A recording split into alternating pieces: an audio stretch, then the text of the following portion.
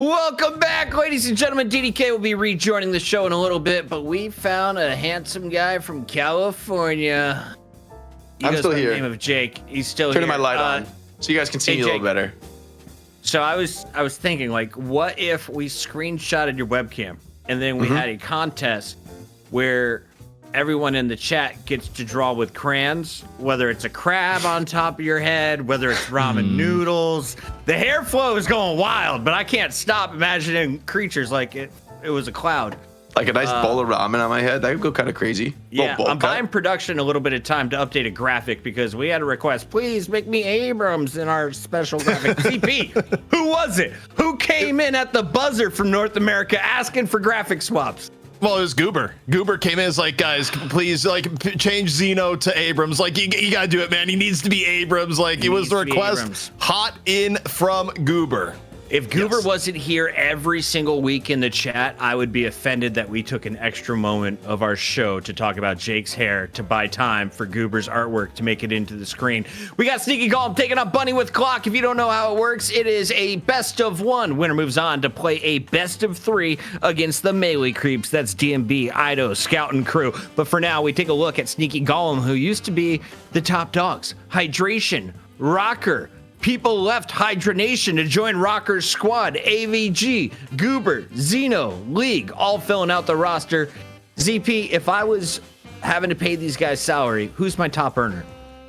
Ooh, who's the top runner right now? I mean, honestly, you look at overall NA history, probably Rocker. Rocker just builds teams that win, and he has a history of, oh, Hydronation's losing? Yeah, I guess I'll come on Hydronation for 2 weeks and have them win again and then disappear into the ether. But that's why this time around, it's not Hydronation anymore. It's Sneaky Golem. It's Rocker's team. Hydration lost the namesake, even though a lot of these names, like, wait a second, this is a lot of the old Hydronation alumni. It's like, yeah, but it's Sneaky Golem. It's Rocker. Yeah. On the other side of this fight, we've got Bunny with Clock, AK Rabbits with Rolexes, the Punctual Prancers, the On-Time Rabbits. What do you got for me, Jake? What should we know about the BWC? I mean, I think a lot of pressure is going to be on this BWC squad, right? You know, NA has 3 very strong teams now, and so everybody is going to be struggling to stay afloat. No free games, not going to be a dominant win here in the challenger match. You've got to earn every single win here in this Deadlock night shift. So Bunny with Clock, they're on notice. I got my eyes on Aiden the Destroyer, though. See what he can pull out, especially on this Vindicta, maybe like a Mina. I mean, I like him on these high mobility playmakers where he can just bring that big spirit nuking. But also, you've got to talk about, Pashi Pop being a really strong frontliner, and then Gibbs and Cold Cheese playing some of these more tempo picks, allowing the early game maybe to turn dominant and open up space for Arctic to get farmed. Also, great meta for Mirage. So for Arctic, it's actually, I think, quite a good patch, maybe one where he could turn into a real problem in this game. Goober, can you please run the Obakim build, please, from 6 lamp 7? I feel like the Goober build is actually the meta Viscous build. I think it was his. I think he was the one who started playing the Majestic Leap. I could be wrong about that. Is he talking about Viscous, though, or is he talking about Abrams? Is he talking about... I don't know what he's talking about. We'll get to it in a moment. What the fuck are you talking about, 6-7? Let's take a look here at our teams in the Mo 1v1. Did the North Americans arrive in time to get our special bonus fight here, ZP? You'd be forgiven for betting against them. Wait. What do you mean? No, I gave the match ID. Did they give us a bugged match ID? What was the story? What'd they mess up? We don't have a match ID. Didn't work. All right. They have to rock, paper, scissors now. In fact, Jake, you're Sneaky Golem. ZP, you're Bunny with Clock. You guys ready? This may have been determined. You ready? All right. Rock. I don't know what the consequences of this are, but I'm ready. Okay. Rock, paper, scissors, shoot. Oh, we both show me. That's a good tie. That's a good tie. Here we go again. Okay. Rock, paper, scissors, shoot. Cut them up, Jake. Chop them up. Sneaky Golems are the champions of rock, paper, scissors. Yep. They are way better than playing Mo. Let's go into the band, shall we? Who are we getting rid of first for Bunny with Clock, ZP? Who we getting rid of first for Bunny with Clock? Well, it's NA, but I think the one thing NA respects is that Billy is really good. So I think if you're Bunny with Clock, you don't ban Billy, you angle to pick the Billy, and you get rid of something like an Abrams or a Shiv. I think you still target the frontliners, but Doorman, okay. Doorman, that's it. I don't hate it. I think Doorman is good and maybe a little bit undervalued, but banning Doorman early is a little odd to me. I mean, when you have first pick, you can also just leave a lot of strong options in the pool and just plan to go a little bit deeper down the stretch. Sneaky Golem will ban the Billy, but you could open with something like Mirage. I think is a really strong carry right now. You know, maybe you're right. Maybe it is the Shiv. I'm curious, and I think this is going to be a bit of a moment to see how NA is reading this new patch. Now that they've had a little bit more time to play and practice and show us what they've got, it's going to be the Shiv. So classics, not really much of a shift off of the dominant meta. And with Billy out of the pool, it's like kind of feel better about the Shiv. You were talking about that the other game, that Billy's this hero who actually can stand toe to toe with Shiv. Well, he's not coming into this match. No, Shiv. Abrams keeps coming. And Abrams. Fat boys are here. Who joins him? Abrams was kind of to be expected. Here's the sort of the okay, what do you really prefer? Because you can go Mirage here and it's respectable, or you could go Infernus and it's respectable. Usually, I think one of those two is more likely, or you go Vindicta, of course, which makes even more sense. It's not even just that Vindicta is good, it's that you get it out of Aiden's hands. Like, you really don't want Aiden to go Vindicta, which means that for Bunny with Clock, they actually have to pick Mina in the next two picks. If they don't grab Mina here, it's going to get banned because that's Aiden's number 2 hero that he has gone to very reliably. So Infernus is pick number 1. I think number 2 is going to be Mina. Aiden fucked my shit up in lane on Mina like the other day. I played against him twice, and I once first I got absolutely pounded in lane. The second time I wasn't in lane against him, but he still had a good game. We still lost. So you know what? Maybe if you can do it here. But Bunny the Clock, they're gonna prio the Geist, which is actually really a hero that has right now is defining a difference for North America. Like, this hero's uncontested in EU. No one's picking it, no one's banning it, just not considering the Geist valuable. And Bunny the Clock are saying that's wrong. Like, I want to bring this one out. And I'm you know, Geist has always felt like, you know, a pretty solid core, right? Like one that does, you know, incredible damage, has good range, very much the all-arounder. But Sneaky Golem, they do have a good amount of control, and that potential lockdown from Wraith could end up being a problem for Geist when she tries to cast her ult. Ban Mina. You think? No. Well, Kelvin. they still think the still- Kelvin shift that is real, and I am hesitant to call that combo dead. I'll need to see a little bit more games, considering the duration of its dominance. They can pick Mina, actually. If they wanted to go with like the full we hate Aiden build, they can do that. Also, when it comes to Geist, the person that really plays Geist as a comfort pick that, you know, you look at his stream, he's playing it half the time. They're picking Geist also for Pashi. Like, it's one of Pashi's most played heroes in recent memory. You know, Pashi is like very comfortable on the hero, gives you a lot of frontline presence thereabouts. But my question is, do they give up the Mina to Aiden? And answer is, I guess, yes. Here I am. You're pretty low on disables right now for Lash, especially if you go Mina, right? It's not really solving that problem. So it's a relatively early Lash pick, but Sneaky Golem, they're kind of building up on a lot of stuns, a lot of control, and so, you know, I could see some issues for BWC when we get to the team fighting stage of the game. Arrives. Drifter, okay. We saw him, what, 5 times last week? This week, we have not seen him through the first 3 games, so this is his first appearance. I mean, it's interesting. Curious to see how this goes, especially from the laning phase. They grabbed the Paradox, giving them a good lockdown option, but there's a lot of targets you want to try to catch in this game, and it won't be so easy with like Lash, Vindicta, and Wraith. I mean, it's like you can maybe get one of them in a team fight, but it feels like there's going to be a lot of room for Sneaky Golem to like play the skies, given this kind of a draft so far. Ooh. They got Mirage some big Wraith. booms. I will say Mirage Wraith is a lot of greed, you know, for this kind of a lineup, right? Like both these heroes pretty greedy for farm, pretty like not that good in the early game, although maybe Wraith is being played like a little bit more tempo, and they go Page to close out the draft. So I'm curious how the lanes will be set up here. I suspect something like a Vindicta Abrams, but that kind of begs the question of where does Page go? I wouldn't mind like a Page with Mirage or with Wraith, kind of solidifying them in the mid lane. I see the Page Wraith happening. On the other side, Moen Krill is going to be your final character locked in. We've got our 12 players. ZP, I saw someone over on YouTube describing Drifter as Wolverine from Marvel Rivals. How accurate is that? What are his abilities? How does he scale in this game? What's different he also about has claws. Tanks. Like, he's not hitting tanks the way Wolverine does. He's perfectly fine murdering squishies. But look, I mean, Drifter got a big benefit in from the gun damage buffs that came into the game. His regen in lane is way better, so he's actually one of the better laners in game right now and can get a bit out of control. I think people may have like overestimated his overall abilities in the game, which is why like EU is like, no, we don't want to pick him anymore. I think it's relatively fine. I think, but part of why you're picking Drifter is that his laning is just like pretty strong at the moment. Is it true that NA just does vibes-based drafting and doesn't use any thought during the process, Jake? That is the claim I'm seeing. I mean, Drifter is such an interesting character because I really feel like he's kind of just not that good. I mean, I guess he gives you some nice tempo in the early game fights, and maybe the blind will be annoying for heroes like Lash and Vindicta. And I think that's the vision here, right? Is maybe these Lashes, these Vindictas, like Wraith split pushing solo. Like Drifter can be a hero that denies the solo play that a lot of these Sneaky Golem characters kind of want to go for. So stylistically, I see the vision, but a lot rides, I feel, for Drifter on building up those stacks of the isolated solo kills. And I just haven't seen those really come to fruition in organized games. People are, they just bring that one ally with them, denies the passive, and it's kind of a significant amount of value taken away, especially as Drifter, from my perspective, isn't a particularly strong laner. Maybe in some of these like more melee close range matchups, it could look strong, but like, yeah, you can go toe to toe with Abrams, but I feel you get charged into the wall and you're kind of done for on Drifter. Slammed. Game on. I think we're about ready to kick things off. This is, of course, the best of one. BWC taking on the Sneaky Golem winner. Faces off against the Melee Creeps. ZP, for anyone who missed last week, did Melee Creeps win out for NA?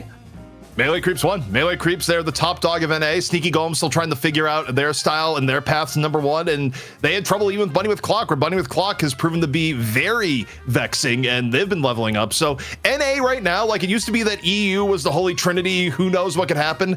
NA feels like it's now the Holy Trinity, where you got 3 really strong teams and usually 3 really good possibilities, or I guess 2 really good possibilities, because you have the money match and then the challenger match. But still, we get good games in NA. Yeah, there's clarification, by the way, over on YouTube that it is not like Wolverine. It's more of a homeless Logan is what Drifter is right now. So, Jake, I think your description was dead on. If we look for strengths here, who's got the best character in this game with the new patch? It just dropped 2 weeks ago for all those tuning in to week 17. This is such an odd game. I don't love either draft, honestly. I guess I'm a little bit liking the Bunny with Clock style, but I feel like, to be honest, like when we see drafts that I'm confused by, I feel like this doesn't look, like anything I'm really used to. Usually it's a marker of things kind of shifting in the meta and teams innovating and pulling something new. So I'm excited to see whose vision ends up being right. I always think that's one of the most interesting moments in a game like Deadlock, when we get to see the best players in the world really cooking, really showing us innovative new builds that they've crafted over the last few weeks that maybe will give them the edge here in this DLNS. Oh my God, Puckett, just keep that background. Lock it in, brother. No change. No change. The old, just laughing at what we're seeing.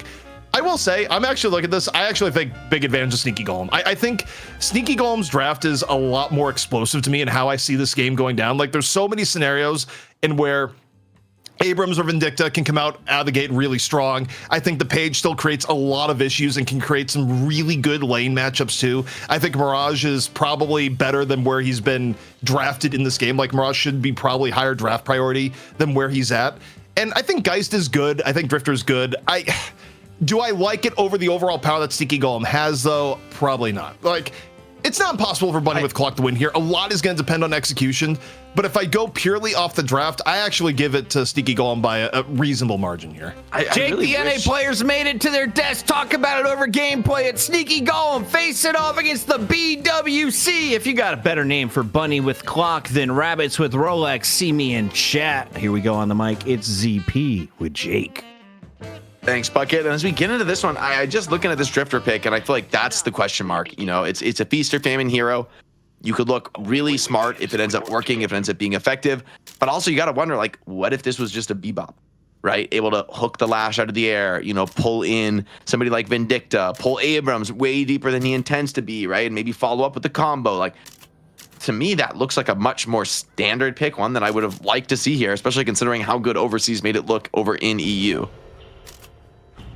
It's going to be interesting. I think Drifter is in the spot right now where ideally Drifter has a good early game, because if you get a good early game as Drifter, then you can be a bit of a damage threat and you still get all the benefits of Eternal Night, which I think really does shine a competitive context. If Gibbs has a bad early game, then in a way Drifter at this level of play, I think, almost becomes a bit of an alt bot where you're relying on Eternal Night to set things up for other people.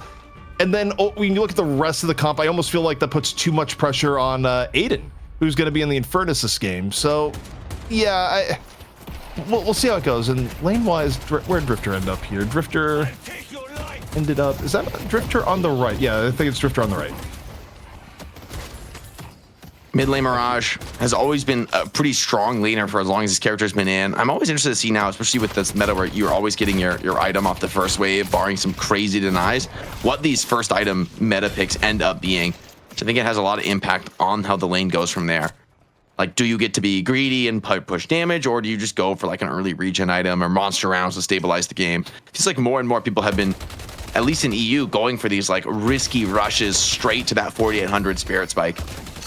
Or if you're Cool Cheese, you could go to the item shop and then leave without buying an item. I don't know if that is intentional or not. We'll see if there's just a 1600 item rush or not. I just think it was like, all right, back to the item shop, and no. I'm surprised, because what is the 1600 you really rush here? Maybe like a barrier, but we don't see those built as often that early, considering, you know, they're not as effective in the super early game as they once were with those higher thresholds to proc. I mean, at this point, you may just want to turn it into a healing, right? As you've gotten hit with a few Shiv daggers and your health is seemingly gone to the wayside, which is dangerous. I mean, the Shiv Drifter lane, again, the key for Drifter is Drifter's going to be pushing gun damage and poke the entire time. And, like, the range of where you're in the danger zone is a little bit misleading at times. Like, you can die in situations that you wouldn't otherwise expect. Explosives planted. BWC now on board with Cool Cheese. See what he get on this time. It's Aiden gonna be on the Infernus as well in this game. I don't know how much we've seen him on it, but it definitely makes sense. He's really sick when we see him on these tracking based aim heroes that build into that carry role in the late game. Also Pashi Pop on the signature Geist we mentioned. Definitely gonna be a performer to look out for. BWC wants to take this, and I mean, who would you call the favorite in this game? I was gonna say if BWC can upset this, but would it even be an upset with Sneaky Golem being out of the money match for a minute now? I don't think it's an upset if Sneaky Golem or Bunny with Clock wins. I think based on the draft, I expect Sneaky Golem to win this one. And hey, I put my channel points where my mouth is here. I dropped 15,000 high quality channel points on Sneaky Golem. Crap, you're rich. I just keep running out. I'm like perennially at 1K. So I can't manage to save up a channel point for my life. Look, if I learned anything from the Avast co-stream days, it's how to manage and grow my channel points off predictions. And your channel point financial advisor. I will say, you know what team like obliterated my channel points more than any other when I had faith in them and maybe shouldn't? The Houston Outlaws. Just so you know. My bad. You're gonna make it personal now, ZP, huh? You make it personal. Look, I mean, I lost 250,000 channel points. Them in the Boston Uprising, but you know, thinking the Uprising win, that was probably on me. All right, well, I'm gonna choose to let that one go. I'm gonna choose not to be offended by that. ZP digging up, opening up old wounds. Man, the box running is early and often here in the lanes, and I guess this is partially a symptom of, right, like those solo souls. You're not missing as much as you once were, right, in not having two players there to split the souls. So getting some of these early box runs, a little bit of a shift in terms of the farming meta. We didn't see that much of this in EU. We saw teams, I think, be a little bit more focused on just putting lane pressure down, like trying to get some damage on the Guardians. But NA, I mean, feels like everybody's playing that economy game.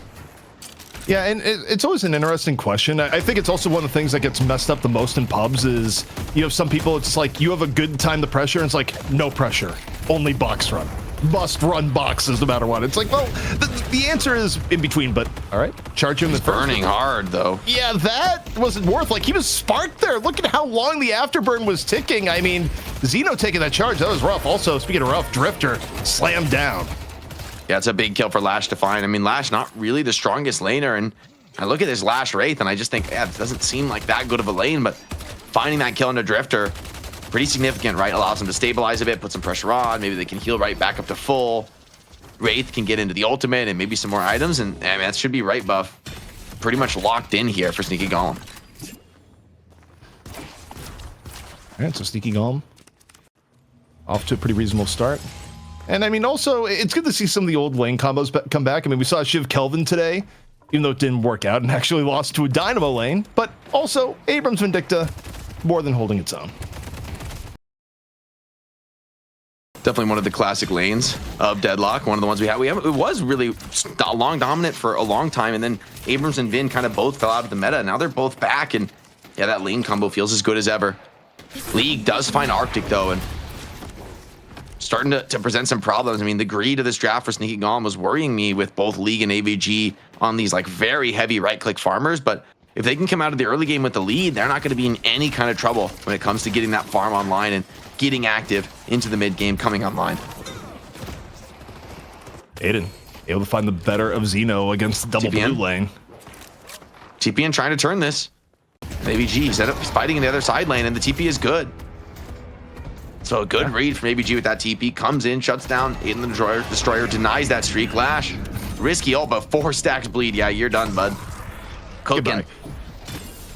Also, I love how Aiden's one of those names where it's like you can really, you have the caster, you know, dealer's choice going on there. It's like sometimes you just say Aiden, or when you really want to make a play, it's like Aiden the Destroyer. You know, just really add on. And yeah, let's go. Some of the creeps. So they got a bought, little. Yeah. A lot of. It's crazy they bought the Veilwalker on the creeps, bro. That's broken. Can't be Veilwalking on creep. Oh, and even League takes out. So okay, yet another here for Arctic, who really coming back in this lane. We're saying, oh, first kill went to 1 and it started to look good. Nice parries here. Keep each other alive, but okay, maybe a little bit too much. Hydration, disable after disable. You do not want to toy with this page diving a tower, getting locked down under that Guardian damage. Also, Drifter right now reading the book. Drifter's not much for reading in the every shot. Every shot. Oh, bro, God. He's dying. Yo, Hooked on Phonics is back. It's actually big, right? Finding some of those kills in the early game on page, getting some of these active items online. Yeah, I mean, it's going to be very annoying, especially with the suppressor, right? I mean, characters like the Infernus and the Geist, I mean, even Drifter, they're really going to be doing a lot less than they would like in terms of trying to put that damage down, and really just adds on top of Page's mission to deny and disrupt the outgoing damage of the enemy team. I love to be able to doing that more. I mean, it's been in the game forever, but there are just some spots where it's like, I'm going to neutral camp, and I'm just going to use the magic of third person to shoot this thing that can't shoot me back because I'm sitting behind the wall, and my gun is not. And even the creeps getting pixel peaked, man. No one's safe. No one's safe. Missed the old days. People didn't know about that. Just kidding. I was abusing that since day 1. Yeah, I was going to say, that's day 1 to day 0. Also, you talk about power spikes right now. Lash also kind of benefiting from the 4.8k meta at the moment as Xeno gets caught again. Been a tough game so far for Xeno. One part on Sneaky Golem that's been getting isolated a lot. And I mean, Xeno's a really good player, especially on Yamato, but you know, the Abrams start here a little bit tougher. Everyone's watching you, Xeno. You told us Abrams was the signature hero. We changed the graphic for you. We need more than this. Excited to see him build into some of those late game items, able to get a little bit more done. Right now, trying to chase down some aggressive heroes that did a little bit of Walker pressure, or rather Guardian pressure here in the early game. And that mid lane Guardian starting to get scary low. I mean, Gibbs with an ultimate could make this an awkward defense. That's why we see Hydration rotating in towards the mid lane, maybe looking to turn this team's tides. Also, I mean, you had swaps in general where you got Gibbs rotating the middle after being in on the side lane, and okay, Gibbs nice now catch back to spawn. Yeah, Goober hits a snipe. Hydration already has that fire taken down. Just constant rotation from lane to lane. Hydration trying to turn things around. ABG getting extremely low in this side lane, so Hydration using that book, big damage now, as well as clearing the lane creeps. And the fact that ABG lives there, really nice for the stability. But a lot of teams, a lot of players rather, coming from both teams here to the side lane.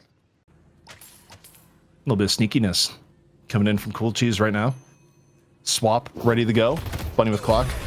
Angling here on the left-hand side. Arctic, though, following the Xeno on the right.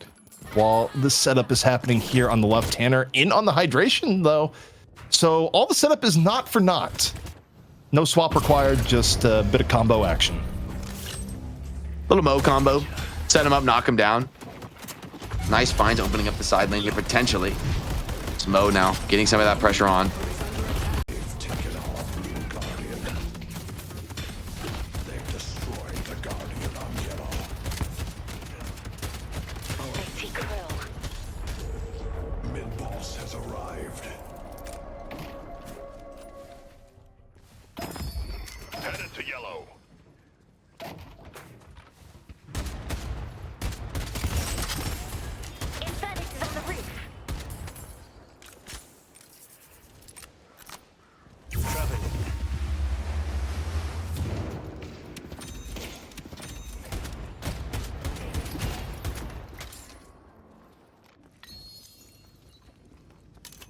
Let's push York.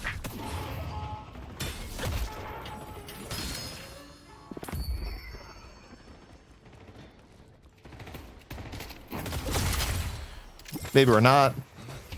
It's hard to say here, Jake. One way or another, maybe a bit of blind casting until we hear otherwise. You gotta feel the cast, EP. Don't watch the stream. Feel it. Yeah, we're always here, bro. We're always here. Yeah. We're back. We are back, though. We are back in business. And this has been a very stable early game. I mean, the Guardians going down, kind of all things going as planned. It's going to be all 5 Guardians off the map. It's BWC with a bit of the advantage, holding that mid lane Guardian, see if they can translate that into a fight win. Sneaky Golem, of course, looking to equalize that, maybe sooner rather than later. We could see an early game team fight starting to brew here. I think both teams are going to recognize that mid lane pressure is really crucial here. Yeah, I mean, if you're Sneaky Golem, you want to do a rotation at some point soon to get middle Guardian down, open up the map, like you've gotten the left and right, so you have options to do so. Meanwhile, Cool Cheese looking for a swap, perhaps.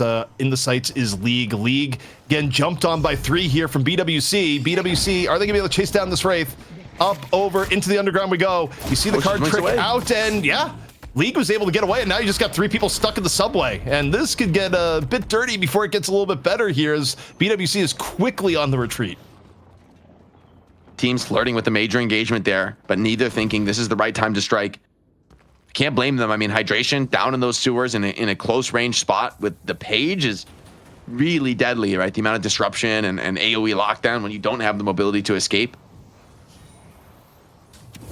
That being said, it would also limit some of this vertical mobility from Lash and Vindicta. So choices to be made for BWC. How do you want to take this opening engagement? For now, they're just farming it up, man. I feel like both teams are actually a little bit scared in this one. Like, no one wants to take a risk. No one wants to be the team to make this opening mistake because they recognize these are 2 potentially very evenly matched teams. It could come down to a decisive opening kill. Look at Mo is camping that left side wave. But League is too smart for that. He reads it. He's not even going to go try and clear that one out. And Mo is going to just push it in. But on that left side of the map, I mean, League probably going to get jumped onto the Walker here when he tries to clear this wave, given the player positioning here from Bunny with Clock. Also, in terms of like late game advantage here, I actually think this is probably one of the more well-balanced games we've seen. Overall, like maybe you can make an argument, okay, you got Wraith, Mirage, and Sneaky Golem. They overall have an edge, but you can, you got Geist, Shiv, and Furnace on the other side. Like, I actually think this is one game where I don't know if either team really has a massive edge as it gets like particularly late. I think you can make pretty solid arguments for either side. Yeah, definitely. I think it's not about draft here. I think it's about execution. And honestly, both teams playing a very clinical game. It's more about getting the resource edge here, trying to farm what you can. Taking some of these centers on the opposing side of the map is one of the ways you can start to generate an advantage in this kind of a detente, right? A little bit of a demilitarized zone in the middle of the map. But Sneaky Golem is kind of playing a little bit more scared than I'm used to seeing them. I think they recognize they have some very strong late game, but they feel like the threat of this Mo is just too significant for them to come out on the map more than just a little bit past the walkers for now. Yeah, both teams, it's kind of interesting where the early game was more chaotic and more aggro than we saw in EU, but the middle game, it's been very calculated for both sides. And that is a real early Divine Barrier coming in from Hydration, where Hydration, one goal of this game here, Jake, be real supportive. But the 10K Divine Barrier, I'm trying to think if we've seen it earlier in recent times. And I can't think of it. It's a crazy rush, but I actually really like it this game because it's one of the only ways to take off the darkness from Drifter. Yeah. Also, you have a lot of things you want to purge, such as like the Infernus burns, the silence from the Paradox if she does get that silence wall, or just the knives from Shiv, saving people from the Mo combo. There's a lot of uses for the DB this game. So right now, Cool Cheese looking to find an opener, looking to break down this stalemate. His buffs spawning in just 10 seconds. It's been a long dance here. Bunny with Clock looking for the right side buff. A little bit of pressure from the captivating read, courtesy of Hydration. Up combo. Over the top we go. Combo. Cat onto AVG. AVG gonna tornado away, still at half HP. Is it gonna be enough to clear AVG? Might get a Divine Barrier in turn into the waiting hands of Hydration. So AVG is able to stay alive, courtesy of the support. Meanwhile, Death Slam grabs 2. Is the fall through gonna be there? In comes a Page Alt right on after, but so far, Arctic's looking absolutely fine. They have the stuns, but they just don't have the damage. Poshbob's defending that side lane. Earn pickup though from Gibbs, and that'll be the victory they claim out of this team fight. Vin, Goober try to find a little bit more, put some parting damage onto the Shib, but he'll shrug that off with ease, given the bloodletting as well. Late Spirit Buff picked up by Pop, and let's take a look at this Geist when we get the chance, because she is just giga farming. I mean, she's 22k, like crazy level of farm here. If she goes for like a leech or something, I mean, this character is going to be incredibly hard to bring down in these fights, especially with the support from Hydration, or rather, not from Hydration, Also, the other team. When you have a Geist at this farm, it also kind of puts a timer on your fights. Like, you don't really want to take a long fight against BWC right now, because the Geist alone is going to be doing so much team damage that you will lose an extended engagement. Like, you actually need to go for, you know, a very quick engage that doesn't give time for, you know, multiple bombs to just slowly whittle you down. Jake, chat wants to know, what would you do to handle a BWC? I plead the fifth. Back to you, ZP. The right to remain silent. Well, you know, it's not remaining silent right now as BWC, as they look to turn in the urn. Sneaky Golem is all around, but it's not enough to stop Gibbs from rolling in, getting the turn in. So it's going to give a bit of an edge to BWC, up about 6k souls. But it's kind of interesting, Jake, where you almost see how the urn is a catalyst for fights and getting ahead, rather than the urn itself sometimes, where, okay, you gave up the urn, but it's only a small edge gained because there's no kills to go along with the fight. Yeah, I mean, this has been a remarkably low kill game. Like, where this is PvE sim, man. Everyone's like, no rush 20 minutes. Just chill and farm. I mean, I think that is slightly favoring BWC. Like, Poshpop's getting enormous. You are funneling a ton of farm into one person, though. I mean, Aiden is pretty significantly behind, and that's a plate for Poshpop. So, I mean, that's an item you buy to fight, right? That's not an item you buy to keep escalating the farm, to, you know, push. This is an item you play to start forcing something. So I kind of want to see Pashi step up in the front line, take a risk. I mean, somebody's got to take this combo. I feel like it almost needs to be the Geist. I don't know if anyone else can tolerate it, unless you're just going to be willing to throw that person to the wolves. Very calculated. Also, you say 20 minutes, no rush. I'm like, okay, change BWC to BGH, Big Game Hunters, Old School Brood War. In off the Warp Stone, into the combo. You have the Geist fall through there, in on the Tornado. Is AVG going to get bailed out one more time? Low HP, is able to get away. But now, here's the bounty. You get the Walker damage right now, and a Mirage that doesn't really feel that comfortable in contesting you while you pummel the Walker and get zoned out by the Mo. Arctic down, meanwhile, on the other side of the map to trade for AVG. Walker's going down elsewhere. BWC getting the better of that right there, able to take two sides, both the mid and the Sidewalker, and they only give up one for it. I mean, BWC, the fact that they held on to that mid lane Guardian pays dividends. There's no opportunity for the secondary trade. Now Paradox maybe baiting a little bit of engage, gets that zip stun there onto Vindicta, but still may not be enough, and the rest of the team is just there. You might get a zip stun, but you're just overwhelmed by player advantage. Yeah, Cool Cheese bit off a little bit more than they could chew there. You look at the mini-map, it's like, this is a bad idea. Here comes Sneaky Golem. Here we go. Looking to get a little bit of revenge. Death Slam, ready to go. Grabs two, fall through, up, over, looking for Gibbs. Gibbs getting wounded, then some, in off the flog. Three, really wounded right now for Bunny with Clock. Gibbs, Tanner immediately down. AVG back into the fight, courtesy of Traveler, straight out of the spawn, looking for the Geist right now. A bit of revenge for what happened at the Walker just a moment ago. Backing away, doesn't want to get swapped, but they know Poshpop is there, and they're just gonna keep poking into the closet. Oh, risky, but he's so low. He doesn't even care about getting the swap. Poshpop just has to hold it for another day. Aiden, though, hold on. This Infernus keeping the fight going. That last tick, it's enough with the help of some teammates there. The Mirage proc comes in, and ultimately he's very scrappy. But I guess you'd say Sneaky Golem get the better fight. It really doesn't bear out very much in terms of the soul trade, though. The fact that BWC got so much around the map while that fight was taking place, the lane position was not great for Sneaky Golem. And so actually, despite the kill advantage, I feel like it's about a wash in terms of the game state.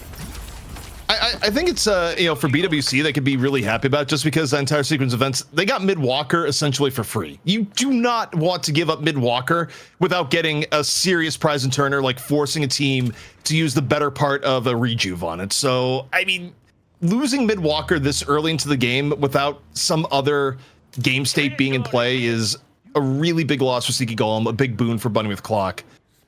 But as you go into the urn here, could be a very even team fight, as you take a look here, Tanner's behind enemy lines. Hydration looking to get some value on support here. Lockdowns come in, making this a little bit awkward for BWC. But Sneaky Golem don't have many ults to fight with. They need to just get this done with the rock damage. So far, they're doing it, sharing the pressure admirably well. Here comes League stepping up, crossing the choke against Shiv as well. And remarkably, this fight is actually working out for him. Able to frontline on this Wraith, able to do what no one else has really done today and finding success with it. But here comes Aiden, Infernus, explosion over the top, damage is in, Mirage incredibly low, starting to tick down. There's a DB though from Hydration, and that keeps him fighting, keeps AVG right into the mix here, as now BWC forced to try to exit out of this. Seems like a player may be caught here. It's Hydration this time, as despite the player disadvantage, Pachyrov and Aiden, they're just the gods, they're unkillable on the server right now. A burn should be certain death. And oh yeah, Lash ticking down. Surely he cooks from this one, and Pachi gets the finish. Aiden able to bring it back to even for Bunny with Clock. It was looking deadly at the beginning as AVG and League were just pouring in the damage, but Bunny with Clock able to turn to Aiden, who's pretty well farmed himself, comes on in, right place, right time, not really under pressure, able to get consistent burns out. And as a result, Urn Control goes away with Bunny with Clock. But the interesting thing is that respawns are going to start coming up here, Jake, so I don't think this Urn turn is going to be easy. I think we're going straight into another team fight. Could be. I mean, BWC, I think they're right to force it, though. There's a couple players dead on the spawn without this Shiv. I mean, that's a lot of net worth, and you're missing those chain executes. And so this is going to be the real reward of the team fight. The fact that Pachi and Aiden can clutch that one out ends up being massive for BWC. And I mean, they're putting their faith in Aiden and Pachi, and they delivered in that team fight, making it look a little bit scary for Sneaky Golem. I mean, that looked like an ideal start. They found a few unanswered kills, but Pachyrov just came in as the raid boss, Aiden right behind him, and doubled down into what looked like a scary fight. Yeah, I'm a little surprised there. I thought Sneaky Golem would have tried the delay a little bit, but I guess, you take a look at how it was panning out. They may have been a little bit too late to full reinforce, and it would have, went to the wayside. But either way, Bunny with Clock is able to just make the proper read to run in the urn. And now, working at a little under 10k advantage here. Still anyone's game, but we'll see how this goes into the late game here. I think the one thing that is a little bit scary is that a lot of Bunny with Clock's damage in terms of the backline is really dependent on Aiden, whereas for Sneaky Golem, like, if you overfocus on League, AVG can sort of take over, and if you overfocus on AVG, League can take over. So the double threat of Sneaky Golem, I do think, gives him a little bit of an edge for how some of these late game team fights might break down. I think Pachi is gonna take issue with that assessment though, ZB, because I mean, Spellslinger online, this guy's actually, I think, is a massive carry in these fights, and Infernus is a huge problem if you stay ticked, right? If you allow that burn to just continue through the course of the fight, you're of course gonna die to it. But trying to deal with Infernus under the protection of somebody like Geist, I mean, stepping up to Geist, she's like, what, 4k ahead of League, who himself is vastly ahead of the game. I mean, he's almost doubling up on the soul count of players like Xeno and Hydration. I mean, those characters are just going to melt if Geist is ever able to find those close range connections.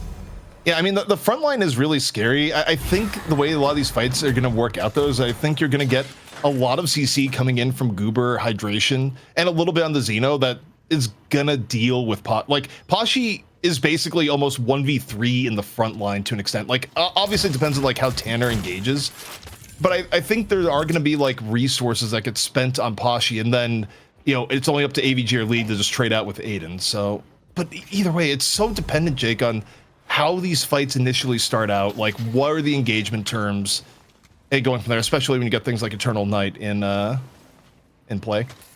Yeah, I mean, I think Eternal Night is going to be crucial. And BWC, they're at this phase of the game where they know mid-boss would die near instantly if they're able to get the window to go for it. And so they're really just all in on the ganking. And I mean, it's kind of crazy to say, but I feel like NA actually has a more clean play style right now. Like, no one's taking risks. People are playing very clinical, and you're keeping the advantage minor. I mean, this 10k soul lead at this phase of the game almost doesn't matter, right? Like, it just really isn't going to move the needle. And it's going to be way more on positioning and how you take the fight. To that end, though, BWC, they're going to put some damage on this mid-boss. I suspect this will be a fake, given the contest that Sneaky Golem can bring to bear. But maybe if they make it roar, and as I say that, it looks like the engagement is starting elsewhere on the map.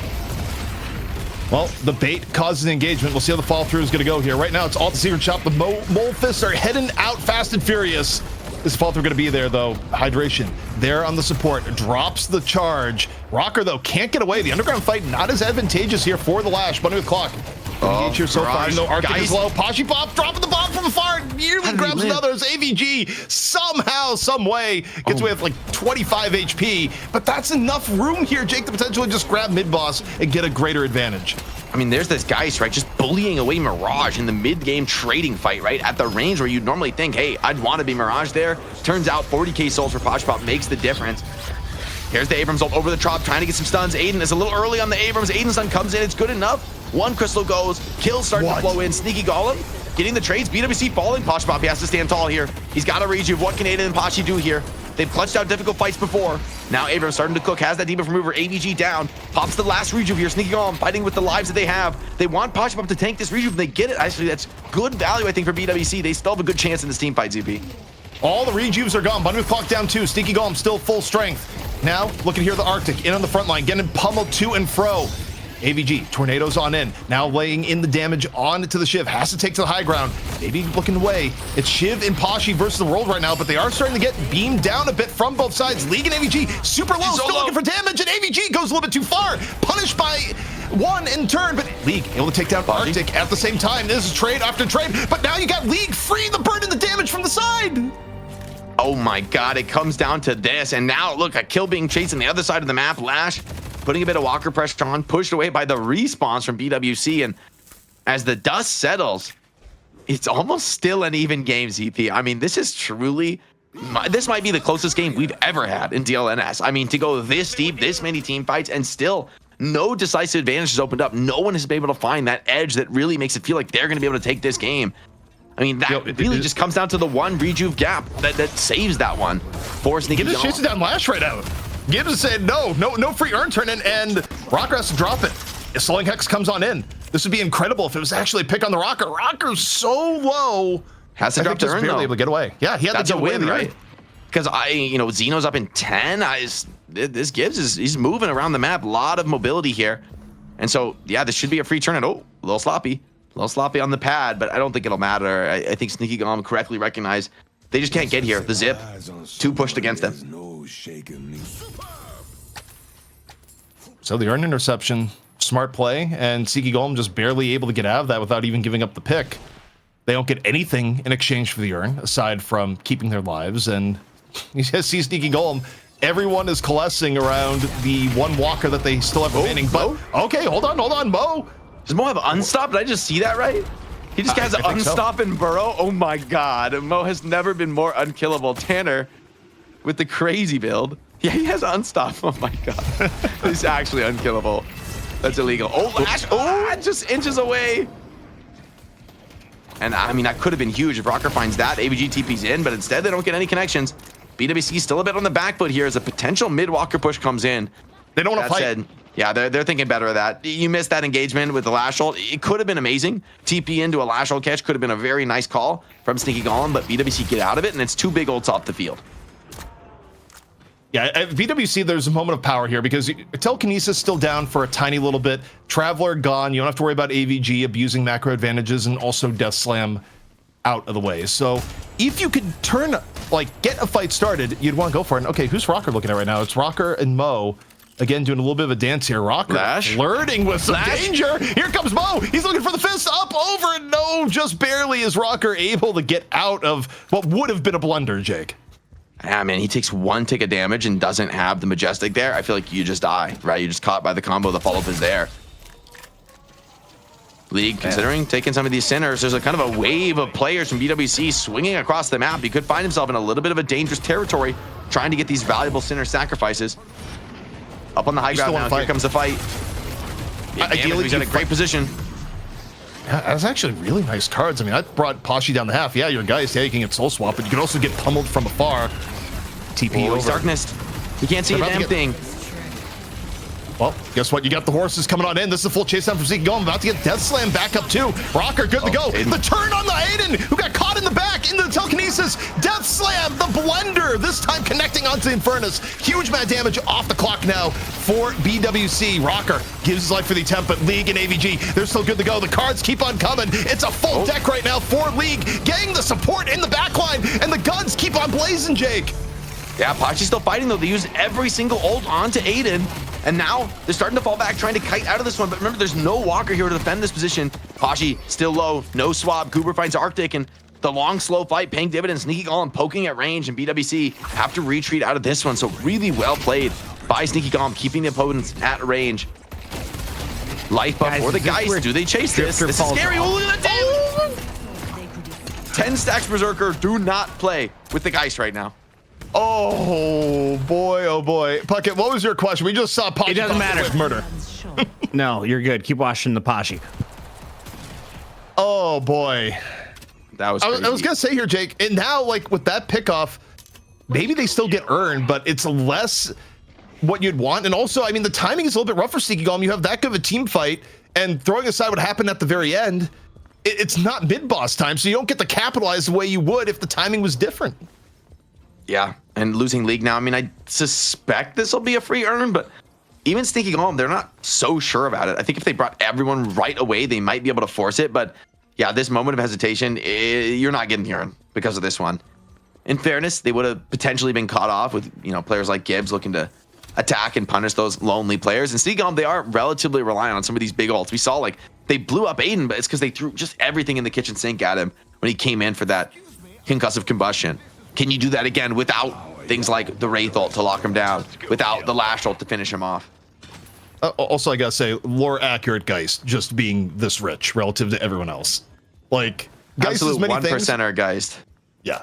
I mean, you can't accuse Geist of not having a big bank account. Oh, they get the Wraith bag that Wraith dropped, though. That is a nice little find. It looks like maybe like almost a 1K bag there. So something for Lash. Little donation, a little charity from the gambler.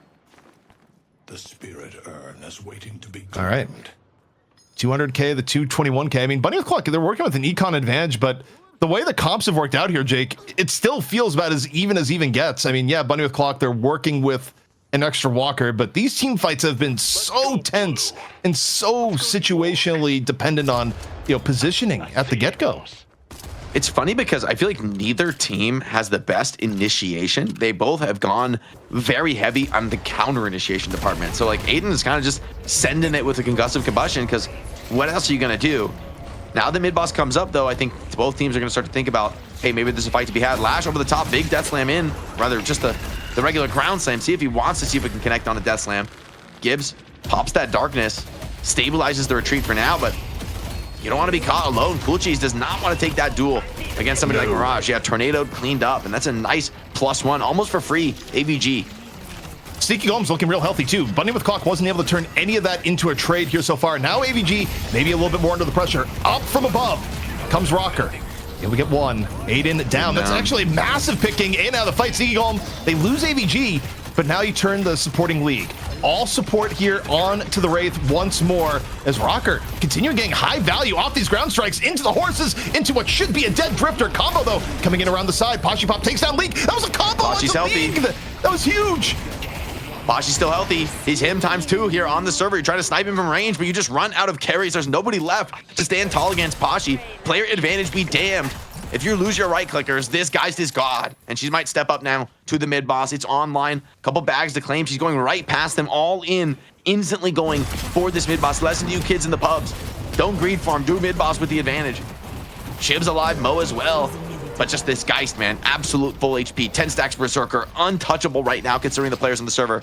Rocker tried to get a greedy, but here comes Pashi straight from behind.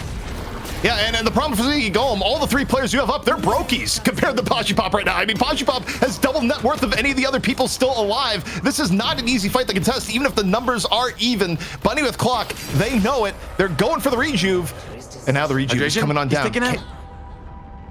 Bleed to death there from the daggers, and I mean, this looks relatively free. Unstop from Mo, locks it in, and that could be decisive for BWC, right? Pashi Pop able to clutch that one out.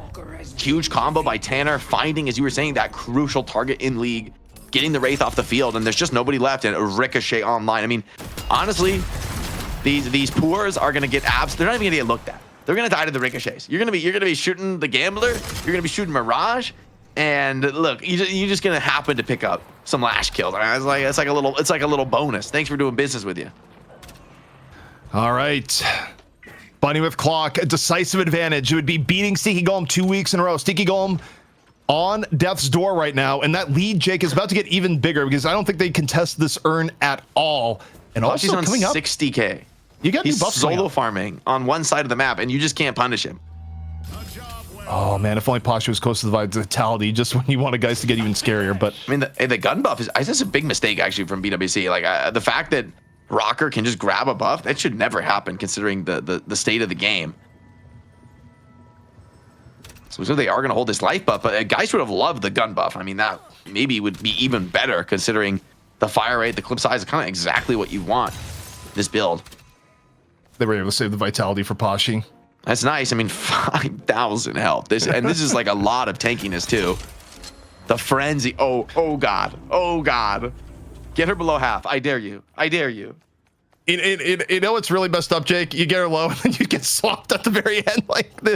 I mean, you have to time your CCs on this, so she doesn't have the ability to soul swap because you don't want to fight this twice. I feel like the soul swap, it's like I'm not even thinking about the swap. Like, no, I know. Try to kill her, try to get her low enough to make her even think about it. I mean, she's just a turret at this point in the game. Look at these 6K items. She's got 5 6K items. That is insane. I mean, soon she's gonna hit this hero. Like, what's the true max? Like 80, 90K or something, when you have literally every single slot is a 6K item. I mean, he might get there this game if it's not over in the next minute or two. We're gonna hit that like the game that happened a while back where it was like Vegas and Crayon, or rather Vegas versus Crayon, where like they were mad at the Haze and they just like kept up to 1 million and everyone had max build. Those who know that was a tragic moment in Deadlock history in recent weeks. But yeah, I mean, for Sneaky Golem here, it's still winnable, but they need to get a good fight. And in a way, they almost need to kill everyone outside of Pashi and then focus on Pashi after. I mean, the engagement is actually so miserable right now for Sneaky Golem. You just need like the lash ult to end all lash ults. And in fairness, BWC are relatively low on like the hard stuns to counter the lash ulti. So Rocker, he's hoping to be able to save this game by like lash ulting people into the pit. But guys just poking down the shrine. They're trying to bait that engagement. Here comes unstoppable combo. Nothing you can do best, but hold on. That rescue beam is very big. Unconventional way to save, but I think it does the job. Ultimate comes in over the top. Rocker, can he send anybody into the base? ABG just deleted absolutely out of this one. Gives down first Reju Crystal out. But Pashi Pop, he's ignoring them all. 66K, guys, just storming down this base. 2 more Reju Crystals. Player you all in. You got all in. Over. He's healthy. Buddy, they're looking for it. Buddy with clock nearly there. Just need a little bit more. Zeno goes down. And a 67K Pashi Pop gets us just way into the patron. It is over. Buddy with clock. They take the Challengers match 2 weeks in a row. And they cost me 15,000 channel points, but I wouldn't have it any other way. Dang. ZP joins the Brokies. No, I portion my money. I still got another 15K channel points. I go all in every single game. Maybe that's something he said about my channel point stockpile not being so comfortable. But maybe Pashi Pop can make a donation to the channel points fund. Certainly he's got the cash to spare after a performance like that. Unbelievable solo carry there on the Geist. The Harris with Humboldts, I believe is what somebody said in Twitch. They win again. How is this happening? Is this a breakdown on the other side, or is this the new second best team in North America, ZP? We got an MVP to talk through and a whole bunch of highlights, but I have a whole feeling it's just Pashi Pop collecting the trophies. Has Lady Geist always been able to take over games like this? I don't think Geist has ever been bad. Like, I cannot think of a point where you're just like, damn, I wish I didn't have a Geist on my team. Also, dear God, the massive patch drop during that game. I was not paying attention. Oh my God. There's a lot of changes that happen. That's chill. That's chill. It's fine. It's fine. Just an NA Grand Final. This goes live mid-tournament, right? So we're gonna play the Grand Finals on the new patch. Am I wrong about that, ZP? Yeah, we don't have a choice. I mean, the patch is live. Like, yeah, all right. Everybody, throw your prep out the window. This is gonna be good. Also, Pashi did a lot of things. Like, Pashi did the things, and of the things, a lot was done. His teammates did stuff too. I mean, there was stuff being done on both sides Aiden was for a literally the secret service for Pashi. Aiden was just like, you know what? This fight's going. I'm going in with concussive combustion. Team, get in there. Like, get in there behind me. He was going in solo, tanking ult after ult, and still getting a lot done. So props to Aiden for being kind of the low eco carry this game. I feel like making this performance from Pashi possible. Front linemen, always appreciated. Never get the respect they deserve. Mirage, a key for AVG moving forward, or are we switching off this character moving into game number 2? I mean, well, for Sneaky No Golem, game there's two. no game number 2. They're just dead. Oh, this excuse week. me. Oh, blacked won, out, baby. I thought we were in the final. I saw the name at the full Sneaky rainbow. Golem. I was used to them being best. That's almost the Whoa. full rainbow. The only thing he misses assists, which let's be honest, doesn't count. It's a fake stat. There it is. Yes, fake stat. Yeah. Fake stat. 11-2, 67,000 souls. He goes blue, yellow, and green. Pasha Pop, healing. your MVP. And now he plays for $600 in your NA final. Anyone else on the team we want to show some love to? I'm impressed with Tanner. Honestly, the unstop, a really unconventional item, but I feel like it was kind of perfect this game. Allowed him to get away with a lot, to give themselves like a really solid opener to the engagement where they were struggling sometimes with those team fight initiations, and also Aiden playing on like the more team fight oriented carry build, but still doing amazing in this game. Will Aiden be able to get his Vindicta? That's what I'm hoping for as we go into the next one. ZP, final thoughts as we wrap up North America with a beautiful bow. Yeah, I mean, Bunny with Clock, you cannot deny their improvement. If you thought it was a fluke, you're wrong. They took down Sneaky Golem 2 weeks in a row. This team is getting better and better. And look, when it comes to them versus melee creeps, I think it's a 50-50. I think it go either way. And also, melee creeps, you're put on notice. We got our MVP, Pasha Pop, but also we got our head-to-head, where Bunny with Clock now up 2-1 in recent times. Here's some fun for everyone during the break. Neutrals HP increases by 0.5% per minute. Neutrals damage increases by 0.5% per minute. Are these a big deal? Hard neutrals Actually, now take 20% more melee damage. I think that's actually pretty significant that the neutral scale. I don't know how much like the math is actually gonna impact the game, but having neutral scale means like the ultra late game, I like the jungle gets cleared out in seconds. I mean, when you're like at this kind of a farm for Pasha Pop, who's obviously our MVP of this challenger match, I mean, he's deleting camps in like a couple seconds, to take a hard camp. And so with that scaling, maybe there's going to be a little more opportunity for some of these more jungle gank kind of style team fights that usually we only see in the mid game. Hit me, Zeeps. What are you thinking?